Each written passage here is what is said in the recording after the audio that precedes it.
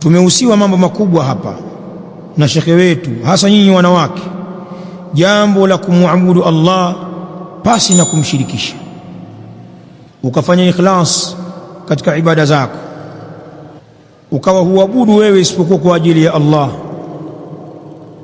Jambo hili jitahidi nalo sana mwanamke wa Kiislamu, maana tauhidi yako ndiyo salama yako mbele ya Allah.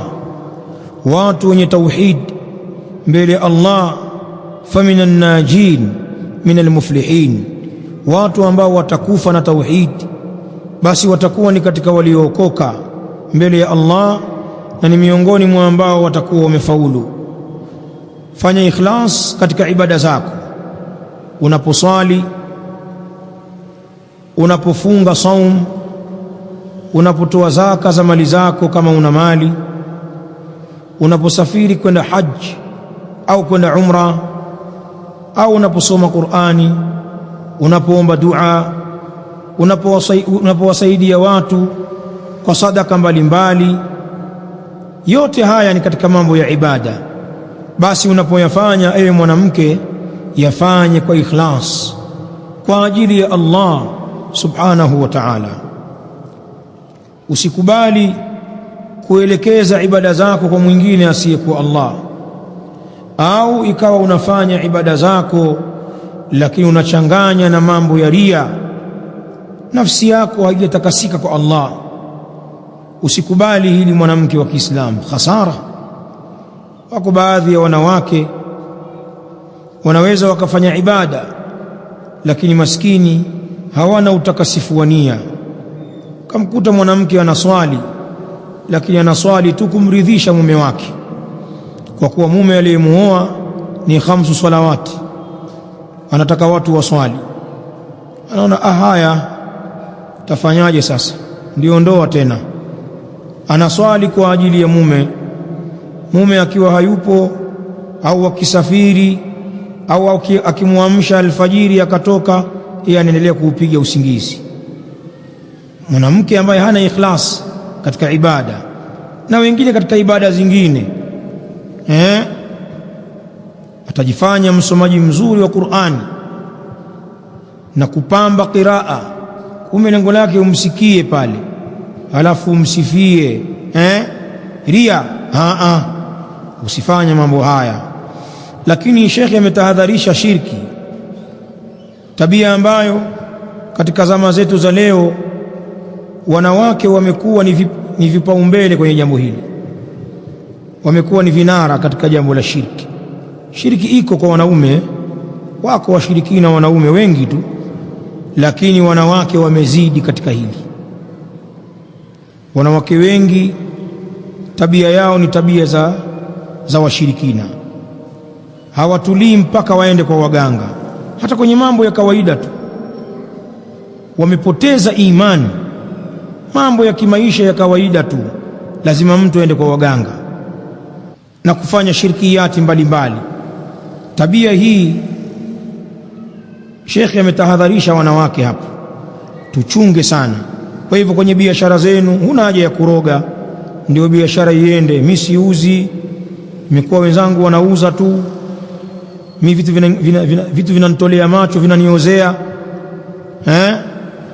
Unampata mshirikina huko katika wanawake, anakushauri tembea bibi, tembea, wewe unakaa tu, watu sio wazuri, na wewe unavimba kichwa, naye unatafuta mganga wako.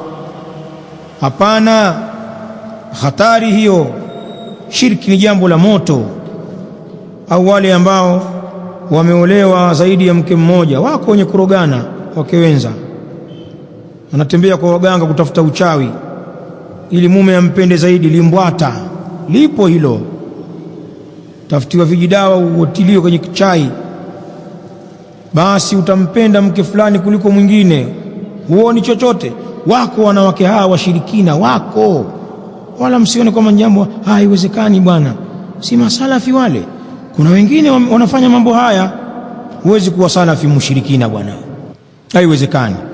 As-salafiyat wako mbali na mambo ya ushirikina, lakini tunao baadhi ya wanawake wana tabia hizi, na wengine ni katika jamii zetu, na wengine ni jamii za watu wetu waliotuzunguka, wengine ndugu zetu, tuwatahadharishe mambo ya shirki. Huna haja ya kuroga bwana, huna haja ya ushirikina. Mwanamke mwenye tauhidi, unaamini Allah yupo na yeye ni mwenye kusimamia kila jambo. Haya, jambo la pili baada ya tahadhari na shirki, thaniyan akasema tabi'i Rasulullah sallallahu alaihi wa alihi wasallam, ewe mwanamke mfuate mtume wa Allah sallallahu alaihi wa alihi wasallam fi ibadati llahi ta'ala, katika ibada ya Allah ta'ala. Taabadi ala sunna, fanya ibada ewe mwanamke juu ya mtindo wa sunna. Ukimwabudu Allah kwa ikhlas, basi fuata utaratibu wa sunna. Usifanye ibada kwa mtindo wa bid'a. Hata kama una ikhlasi kwenye ibada hiyo, utaiharibu kwa sababu ya bid'a, kwa sababu ya kukhalif sunna. Sasa shekhi anakuambia hapa, tabi'i Rasulullah sallallahu alaihi wa alihi wasallam, mfuate ewe mwanamke mtume wa Allah sallallahu alaihi wa alihi wasallam fi ibadati llahi ta'ala, katika ibada ya Allah ta'ala. Wahdhari min almukhalafati fi alibada walihdathi fi ddin, wahdhari, na tahadhari, koma, usithubutu. Wahdhari, na tahadhari, min almukhalafati fi alibada, kutokana na kufanya mukhalafa katika ibada, kufanya makosa katika ibada. Walihdathi fi ddin, na kutokana na kuzua katika dini. Tahadhari sana mambo haya. Akatafsiri alihdathu fi ddin ay alibtida'u fi ddin, ni kufanya uzushi katika dini. Tahadhari. Kwa hivyo umeambiwa ufanye ibada kwa ikhlas, sawa, lakini wakati huo huo ufuate sunna katika ibada zako. Ambalo limethibiti katika sunna litekeleze, kuanzia kwenye swala, ni mmoja ni swala za faradhi au swala za sunna, au katika siyam, funga za faradhi au funga za sunna, au katika utoaji wa sadaqat, katika uombaji wa dua, na katika ibadati mbalimbali ambazo wazifanya, basi zifanye katika kufuata sunna za mtume sallallahu alaihi wa alihi wasallam. Kwa lugha nyingine, Sheikh anakunasihi mwanamke, an takuni sunniyatan muttabi'atan li rasulillahi sallallahu alaihi wa alihi wasallam. Anakunasihi ewe mwanamke wa Kiislamu, uwe ni mwanamke wa sunna, mwenye kumfuata mtume sallallahu alaihi wa alihi wasallam. Jiepushe na bid'a.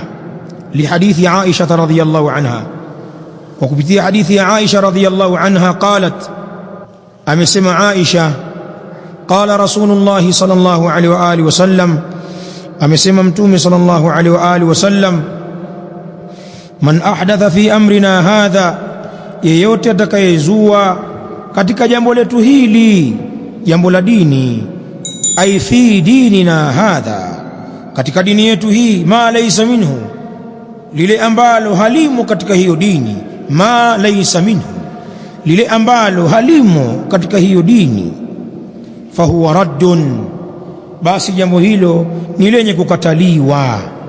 Fahuwa raddun, na jambo hilo lililozuliwa ni lenye kukataliwa. Raddun ay mardudun, rawahu Muslimun. Anasema shekhe wetu, nasaha yake ya tatu, tajannabi shirka al-akbara. Wallah, anarudia maneno yake, tajannabi shirka al-akbara. Anakwambia wewe mwanamke, tajannabi, jiweke mbali, jiepushe ewe mwanamke, ashirka al-akbara, jiepushe na shirki kubwa. Tajannabi shirka al-akbara, iepuke shirki kubwa. Tajannabi shirka al-akbara, iepuke shirki kubwa. Ni ipi hiyo?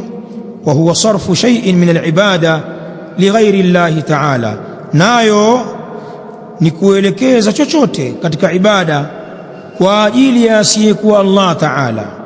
Wa huwa sarfu shay'in min al-ibada, nayo ni kuelekeza chochote katika ibada lighairi llahi Ta'ala, kwa ajili ya asiyekuwa Allah Ta'ala. Mfano ibadatu dua, ibada ya dua, mwenye haki ya kuombwa dua ni Allah.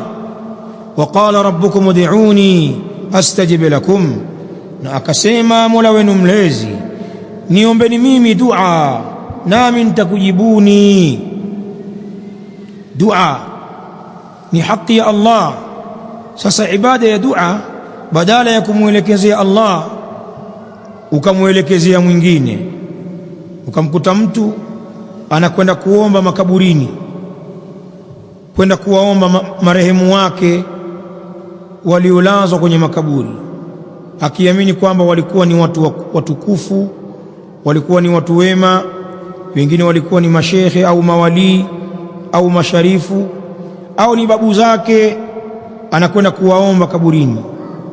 Akifika pale ataomba, ewe babu au ewe shekhe, ewe walii wa Mungu, nina dhiki hii na ile, naomba unisaidie, mambo yangu yameharibika.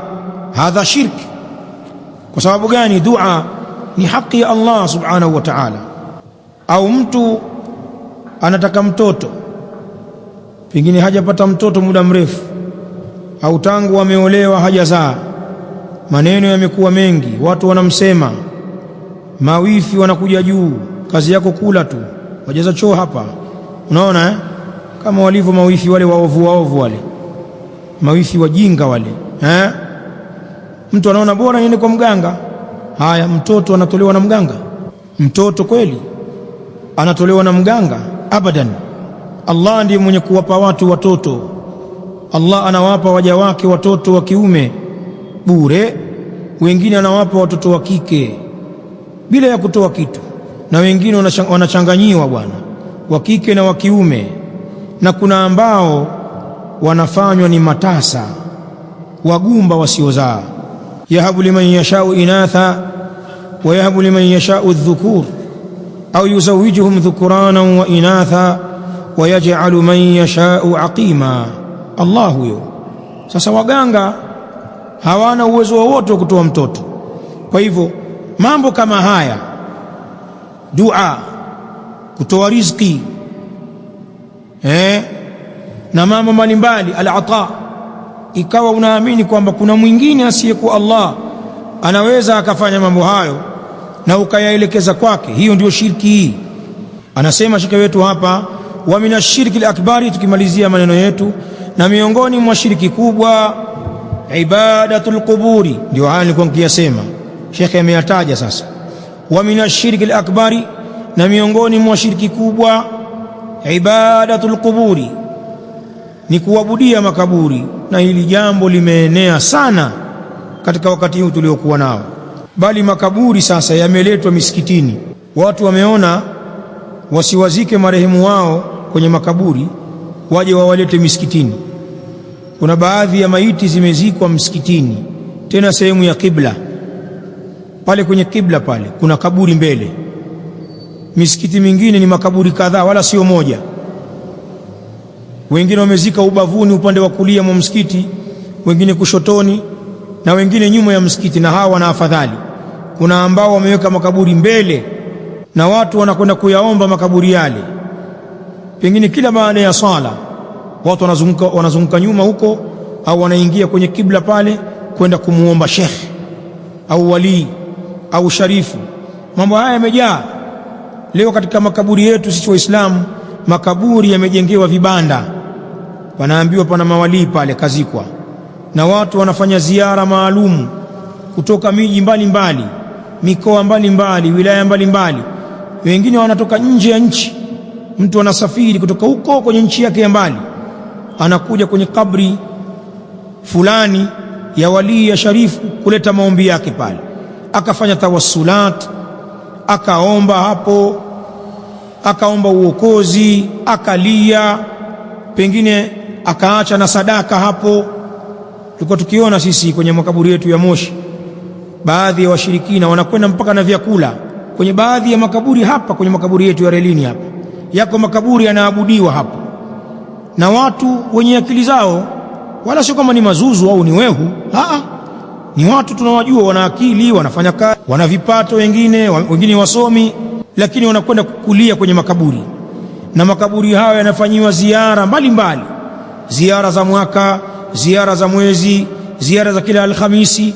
Na kuna watu wakifika hapo makaburini, anaonyesha unyenyekevu na utiifu, yani anatulia kuliko anavyokuwa msikitini ya kiswali, kwa maana anaamini kwamba haya makaburi haya yana makarama. Ibadatul qubur, Sheikh anatolea mfano, miongoni mwa shirki ni kuabudia makaburi. Wa duau ashabiha, na kuwaomba watu wa hayo makaburi waliolazwa pale, kuwaomba marehemu. Msifanye hivyo. Haya maombi ya kuwaomba wafu yapo sana, hata kwa watu ambao hawafuati Uislamu. Hata baadhi ya manasara na baadhi ya Mayahudi wanayo mambo haya, na wengine ni wapagani, hawana dini, sio unaswara wala sio Uyahudi wala Uislamu, wao wanafuata mila. Sasa katika mila zao ni kuabudu mizimu. Kwa hiyo kuna makaburi yako huko kwao, huko kwenye kiamba cha baba yake huko, au kwenye shamba lao, kaburi liko maalumu, watu wanaliabudu. Na mambo haya yanafanyika sana hata katika miji yetu. Na msimu huu wa Disemba huu balani kubwa pia, pana watu wanakuja kwenye Disemba hii kwa ajili ya mizimu, kwa ajili ya matambiko, wanakwenda kuabudu kwenye makaburi ya babu zao huko kwenye mapango. Si unaambia babu walikuwa wanakuja huku kuwinda, sijui wengine kwenye milima, mambo ya hovyo. Wanachinja wanyama, wanajipaka damu, wengine wanafungwa ngozi, matambiko hayo, kwamba watu wanakingwa na mabalaa ya mwaka mzima. Na baadhi ya jamaa zetu wanakuja hivyo, wako njiani wengine huko, ndio wakati wao huo. Baadhi yao wanakuja kwenye mambo ya shirkiyati. Kwa hivyo, waduau ashabiha, na kuwaomba watu wa hapo kwenye hayo makaburi. Wa talabul hajati minhum, na kuziomba haja mbalimbali kutokea kwao. Watu wanakwenda makaburini, wanaomba riziki. Mtu anakwenda kuomba kazi makaburini, au amefukuzwa kazi anaenda kuomba arudishwe kazini. Wengine wanaenda kuomba waponywe na maradhi, anaomba babu zake makaburini. Watoto wanaumwa, sijui fulani mgonjwa akalazwa, wanaomba kwenye makaburi wagonjwa wao wapone. Kuna wenye kwenda kuomba wake makaburini, au mwingine kwenda kuomba mume kwenye kaburi ya babu yake au ya shake wake.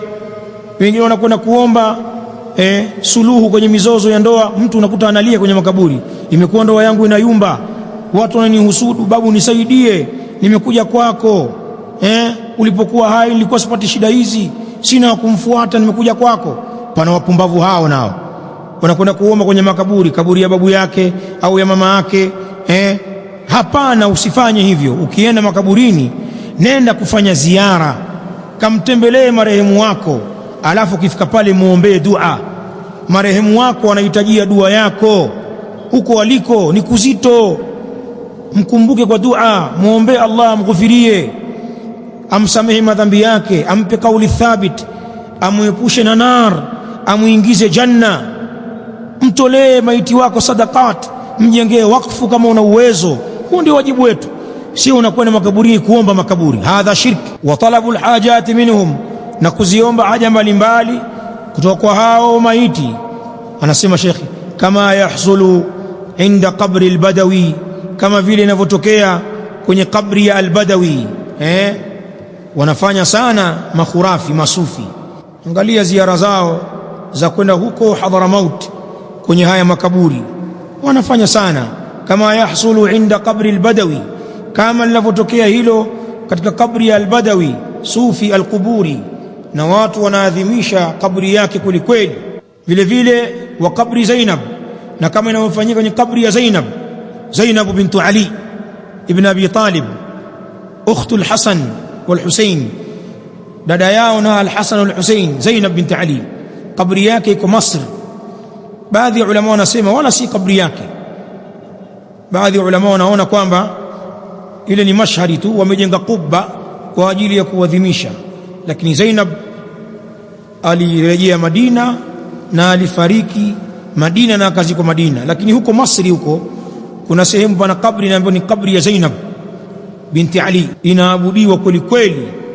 Makhurafi wanakwenda kuimba hapo, wakapiga kasaid, wakalia, wakagaragara, wanasema kuna makarama kwa sababu ya nafasi ya Zainab.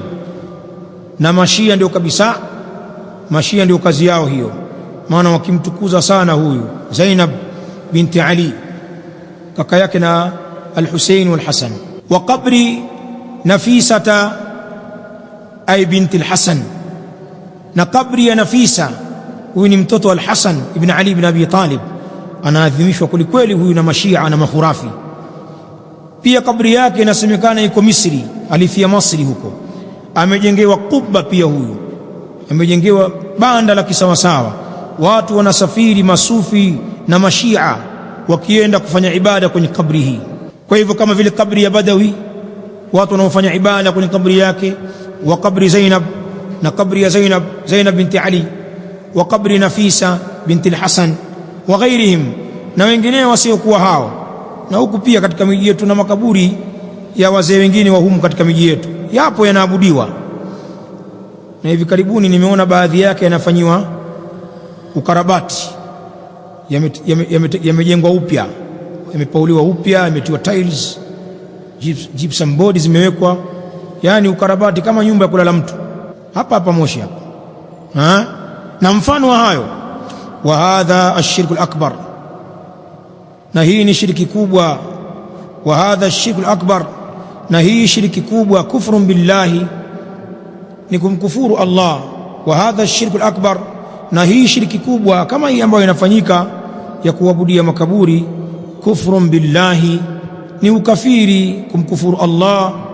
Mukhrijun min millati al-islam, ni yenye kutoa katika mila ya Uislamu, inamtoa mtu katika Uislamu. Mukhrijun min millati al-islami, ni yenye kutoa kufuru hii katika mila ya Uislamu. Anakuambia Sheikh, fahdhari minhu ghayat al-hadar, basi tahadhari kutokana na hiyo shirki, ukomo wa kutahadhari. Fahdhari minhu, na tahadhari ewe mwanamke kutokamana na hiyo shirki. Ghayat al-hadari, ukomo wa kutahadhari. Wahadhiri akhawataki, wahadhiri akhawatiki, kwa sababu ni ukht, inakuwa ni mulhaq ya jamu muannath salim. Wahadhiri akhawatiki, na watahadharishe ndugu zako wanawake, maukhti wenzako, watahadharishe na shirki. Ukiona kuna ukhti maskini moyo wake umekaa kishiriki na shirikina tu, ni mtu wa shirki, mtu wa waganga, mtu wa kurogaroga, mtu wa kuamini kwenye mashetani, mkanye, mwambie ndugu yangu, acha ushirikina, huo ni moto. Dhambi la ushirikina ukifa nalo halina msamaha. Washirikina makazi yao ni motoni. Hebu tulia, wacha shirki. Na pana watu wamedogosha mambo haya. Kwa hivyo, wahadhiri akhawatiki, na watahadharisha dada zako wanawake, min hadha al-kufri, kutokamana na huu kafiri. Na hapa itatosha leo, tumefungua, muda wetu umekwisha. Tumefungua kitabu chetu hiki kwa mukaddima, na tumesoma vipengele vitatu kwenye topiki inayosema almar'atu wat-tauhid, mwanamke na tauhid. Bihadha alqadri kifaya, wallahu ta'ala a'la wa a'lamu, wa sallallahu wa sallama ala nabiyina Muhammadin wa ala alihi wa ashabihi alkiram ajma'in, wa jazakumullahu khairan.